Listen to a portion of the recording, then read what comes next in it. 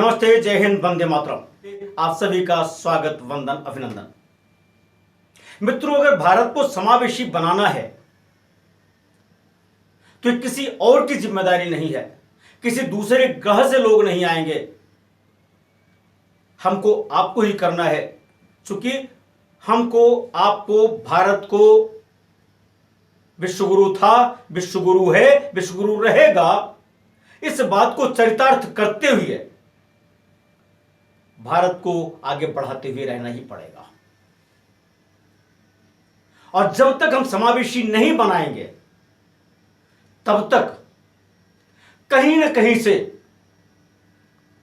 जो हमारे कुछ बंधु ये कहते हैं आरक्षण का विरोध करो, कुछ कहते नहीं आरक्षण का समर्थन करो, ये बात चलती ही रहेगी। कारण कि जब तक हम प्रत्येक को समान अधिकार नहीं देंगे, जब तक हम योग्य को उसके स्थान तक नहीं पहुंचाएंगे, जब तक हमें स्वीकार करने के लिए तैयार नहीं होंगे कि जो अगला सामने बैठा हुआ वो भी योग्य है, तब तक बात नहीं बनने वाली है। प्रत्येक व्यक्ति योग्य होता है, कोई भी ऐसा नहीं जो अयोग्य हो। इसीलिए अपने गांव में एक बढ़िया कहावत होती है, शायद आप भी इससे वाकिफ होंगे। खोटा सिक्का ऐन वक्त पे काम आता है। जिसको आप बड़ा अयोग कहते हैं, निठल्ला सोचते हैं, किसी काम का नहीं समझते हैं, वह भी ऐन वक्त पे काम आता है। और ऐसा काम आता है कि वहां पर सारी के सारी योग्यता वाले व्यक्ति एक किनारे होते हैं और उसका किया हुआ काम प्रशंसनीय हो जाता है। इसीलिए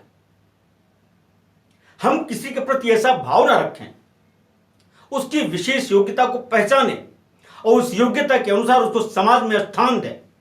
यदि हमारी सबकी ऐसी भावना हो जाएगी तो निश्चित रूप से यह आरक्षण चुटकी बजाते हुए समाप्त हो जाएगा। मैं आरक्षण का समर्थक नहीं हूं, लेकिन आरक्षण का विरोधी भी नहीं हूं। कारण क्या है? आज आरपीडब्ल्यूडी एक्ट की जब हम चर्चा करते हैं तो जब यह अधिनियम पारित हुआ, इसके पहले वाला अधिनियम यानी 1995 का अधिनियम जो दिव्यांगजन को आरक्षण देता था, वह आरक्षण कितना था? 3%।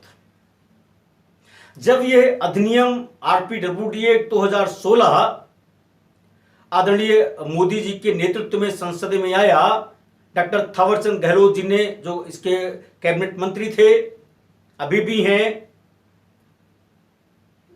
उन्होंने सबको समझाया। तब उस वर्ष में, जबकि संसद पूरे वर्ष नहीं चली थी, यह अकेला अधिनियम सबके सहयोग से पारित हुआ था। परंतु मुझे यह कहने में कोई गुरेज नहीं है कि जो यह आरक्षण का प्रतिशत अधिनियम में आया, यह अपने में नाकाफी है।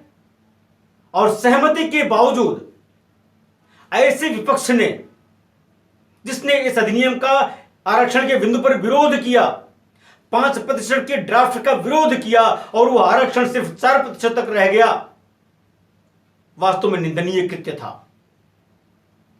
लेकिन 3 से 4 तो हुआ ना, इतने में ही संतुष्ट हो जाते हैं।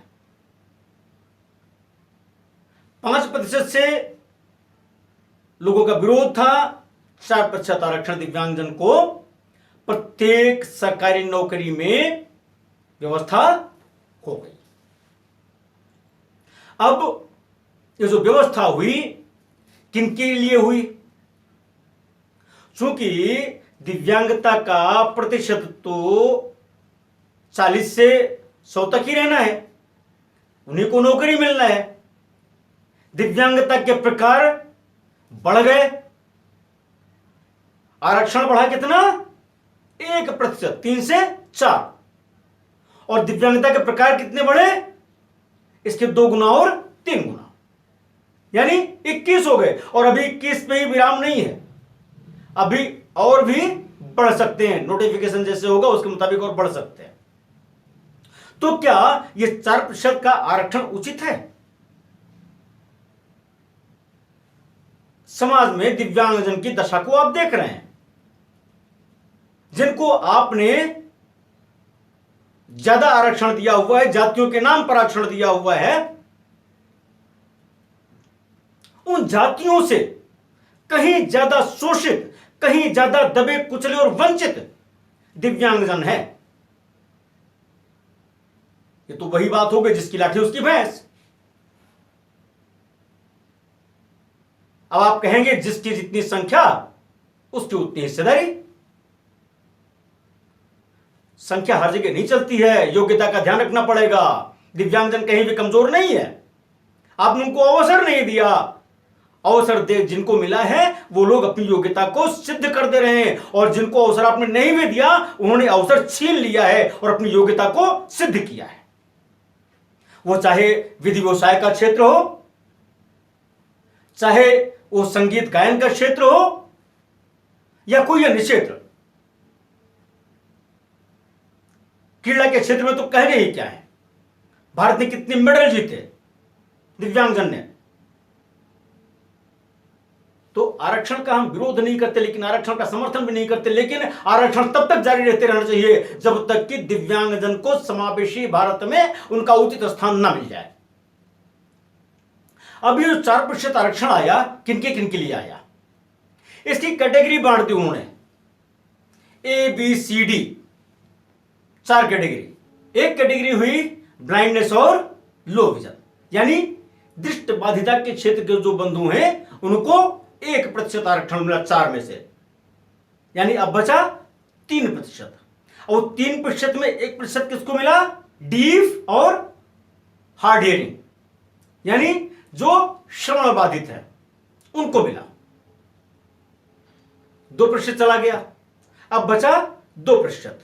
अब इस 2% में से 1% गया किसको, अस्थि दिव्यांगता, यानी चलन क्रिया की दिव्यांगता, लोकोमोटर डिसेबिलिटी। और लोकोमोटर डिसेबिलिटी में कितनी कैटेगरी बनाई गई, किनको उनको शामिल किया गया, आपका सेरेब्रल पैल्सी आ गया, आपका ड्वार्फिज्म आ गया, आपका एसिड अटैक आ गया,